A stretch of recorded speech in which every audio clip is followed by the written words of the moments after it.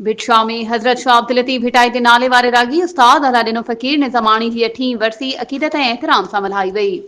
वरसी जे मौक़े ते शाह लतीफ़ जे रागी फ़कीरनि पारां दंबूरे जी तंद सां शाह जा कलाम ॻाए पंहिंजे उस्ताद फ़कीर खे भेटा पेश कई वई ऐं मज़ार ते गुलनि जी चादर चाढ़े दुआ घुरी वई। संदसि फर्ज़न रागी अमीर अली निज़ामानी, महताब निज़ामानी, महबूब निज़ामानी, आफ्ताब निज़ामानी ऐं ॿियनि पारां मुनक़िद कयल वरसी तक़रीब में शाह लतीफ़ जे रागी फ़कीरनि गुल मोहम्मद ख़ासकेली, बिशारत फ़कीर लंजवानी, सैयद शौकत शाह, सैयद मुमताज़ शाह, मंठार फ़कीर जुणेजो, वरियाम फ़कीर, हाजन फ़कीर निज़ामानी, सैयद अली दिनो शाह, ख़ादिम फ़कीर रिंद, सैयद शाहनवाज़ शाह, साफ़ी रजब अली बोलदार, ग़ुलाम क़ादिर बुरड़ो ऐं ॿियनि वॾी अंग में शिरकत कई।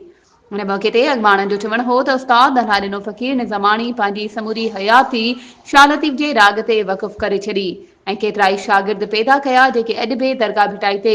राग जी ड्यूटी ॾेई रहिया आहिनि। हुननि चयो त उस्ताद अलादीनो फ़कीर निज़ामानी दंबूरे जी तंद जो माहिर हो। अॼु उनखे वरसी जे मौक़े ते भेटा पेश करे रहिया आहियूं। तक़रीब जे आख़िर में लंगर न्याज़ बि तक़सीम कयो वियो। वधीक ख़बरुनि ऐं अपडेट्स जे लाइ असांजे चैनल खे सब्सक्राइब कयो